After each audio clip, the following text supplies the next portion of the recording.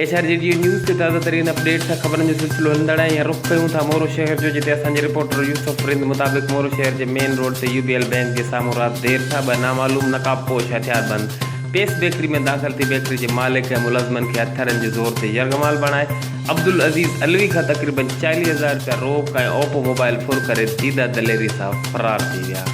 CCTV footage HRJDO news हथ करे वरिता आहिनि। वाक़े जी रिपोर्ट मोरो थाणे ते दाख़िल कराई वई। ॿिए तरफ़ पेस बेकरी के मालिक अब्दुल अज़ीज़ अलवी चयो आहे त फुर खां पोइ फौरी तौर ते मोरो पुलिस खे इतला ॾिनो वियो, मगर बर वक़्त न पहुचण ऐं फौरी तौर ते कार्रवाई न करण जे करे हथियारबंद फरार थी वञण में कामयाब थी विया।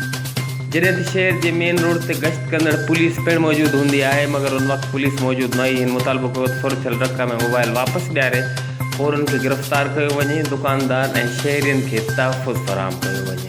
जी नाज़रीन, एक अहम ब्रेकिंग न्यूज़ का तव्हांखे आगाह कंदालो त मोरो शहर में मेन रोड ते UBL बैंक के साम्हूं राति देर सां ॿ नामालूम हथियारबंद हथियारनि जे ज़ोर ते पेस बेकरी में दाख़िल थी बेकरी के मालिक ऐं मुलज़मनि खे यरगमाल बणाए 40,000 रुपया रोक ऐं मोबाइल फ़ोन फुर करे फरार थी विया।